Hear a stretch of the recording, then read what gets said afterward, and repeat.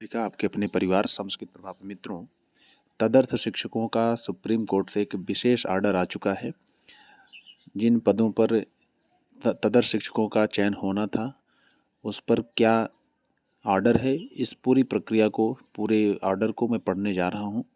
प्रारंभ से लेकर के अंतिम तक पूरे वीडियो को देखेगा और तथ्यों को समझेगा। अब आगामी जो भी भर्तियां हैं, क्या उन भर्तियों में तदर्थ शिक्षकों की सीटें जुड़ करके आएंगी या नहीं, जो नया विज्ञापन अतिशीघ्र दिसंबर माह में ही घोषित करने की बातें कही जा रही हैं। तो इसमें जो आर्डर आया है उसी का हिंदी रूपांतरण में पढ़ रहा हूँ। हमने राज्य सरकार द्वारा दायर हलफनामे का अध्ययन किया है।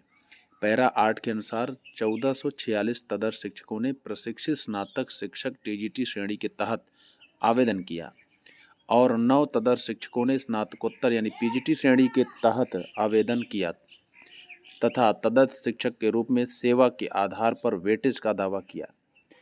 सेवा का आधार आप सभी लोग जानते हैं, जितने वर्ष उन्होंने सेवा किया उतने वर्ष का उनको कुछ न कुछ वेटेज दिया जा रहा था, भारांक दिया जा रहा था। बोर्ड ने स्कूलों के जिला निरीक्षकों को उम्मीदवारों के विवरण का सत्यापित करने का निर्देश दिया। यानी चयन बोर्ड जिन्होंने भारांक के लिए दावा किया था, यह पाया कि 150 आवेदक तदर्थ शिक्षकों के रूप में भी काम नहीं कर रहे थे, यानी कि ये तदर्थ शिक्षक थे ही नहीं, ये फर्जी हुआ था। और उसके बाद उन्होंने गलत सूचना देकर वेटेज का दावा किया था, यानी गलत सूचना दिया कि मैं जो है तदर्थ शिक्षक हूँ। ऐसा हमारे विचार से उनकी कहानी समाप्त कर दें, यानी यहाँ जो गलत सूचना जिन्होंने दिया है उनकी कहानी यहीं पर समाप्त कर दें, ऐसा किसी प्रतियोगी शिक्षक का कहना है।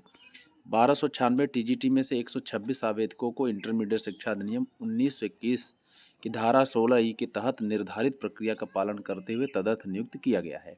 यानी कि 1296 टीजीटी में से केवल 126 का ही नियम से इनका जो है नियम से यानी कि पालन करते हुए इनकी नियुक्ति हुई थी। तदनुसार इन तदर्थ को वेटेज दिया गया था। शिक्षकों की पूर्वोक्त सेवा सत्यापित होने के बाद, यानी कि पूर्व में जो भी इन्होंने सेवा किया उनकी सेवा सत्यापित होने के बाद आवेदकों द्वारा उठाई गई दलीलों में से एक यह है कि कम से कम इन लोगों को उनका वेतन जारी किया जाना चाहिए।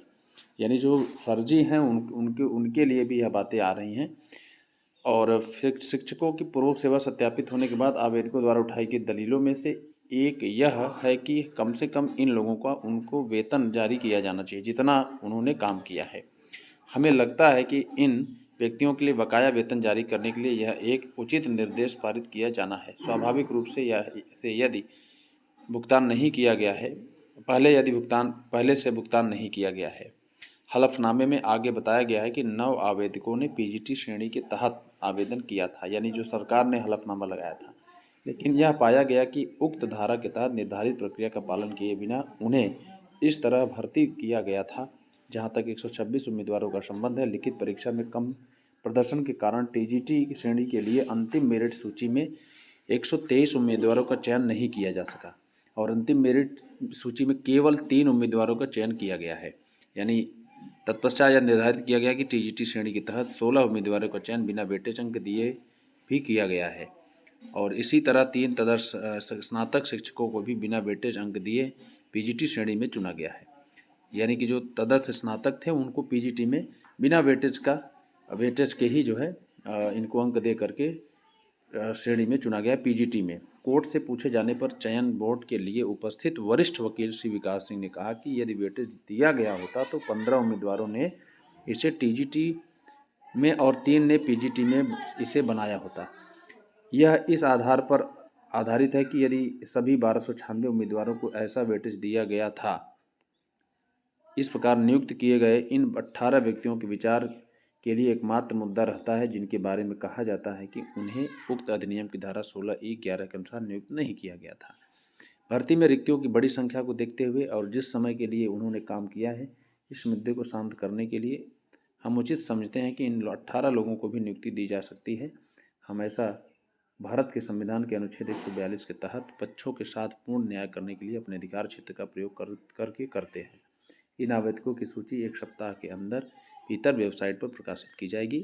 जहां तक उन व्यक्तियों के बारे में जिन्होंने सूचित किया है कि उन्हें धारा 16 के अनुपालन में भर्ती नहीं किया गया है। 16E11 को जो उन लोगों को वेतन देने के लिए संस्थान के दायित्व को दूर नहीं करता है जिन्होंने उनसे काम लिया है। यह प्रबंधन का बोझ है और हम सरकार पर बोझ नहीं डाल सकते। आवेदन का निस्तारण किया जाता है। प्रतिवादियों द्वारा आज से अधिकतम 2 महीने की अवधि के भीतर आवश्यक कार्रवाई की जानी चाहिए। हम यह स्पष्ट कर देते हैं कि इससे पूरे मुद्दे पर विराम लग जाता है और हमारे सामने या उच्च न्यायालय के समक्ष आगे की कोई कार्रवाई नहीं की जानी चाहिए। यानी कि लगभग तदर्थ शिक्षकों की जो कहानी है वह समाप्त होने वाली है, ऐसा इसमें बातें कही जा रही हैं कि तदर्थ जो भी तदर्थ शिक्षक थे वो ज़्यादातर फर्जी इत्यादि कार्य करके अपना जो है वेटेज इत्यादि बनवाए थे, जिसमें सत्यापन होने के बाद पूर्ण रूप से यह खारिज कर दिया गया है और सुप्रीम कोर्ट की तरफ से भी कह दिया गया है कि और इससे यह बात स्पष्ट हो जा रही है कि तदर्थ शिक्षकों की सीटों पर नया विज्ञापन आना तय है और इनकी सीटें अगली भर्ती में जुड़ सकती है या फिर इस भर्ती में भी, यानी 2021 के जो भर्ती चल रही है उसमें भी ये सारी सीटें जुड़ सकती हैं। तो कहा नहीं जा सकता है और इंतज़ार करें। और जो भी साथी वेटिंग लिस्ट में हैं उनकी वेटिंग लिस्ट के लिए भी एक मुहिम चलाई जा रही है कि जल्द से जल्द वेटिंग लिस्ट भी क्लियर हो जाए, सामूहिक काउंसलिंग करा करके। और जिन प्रतियोगी शिक्षकों का अन्यत्र कहीं नहीं हो पा रहा है समायोजन इत्यादि के कारण, उनका समायोजन भी अतिशीघ्र हो।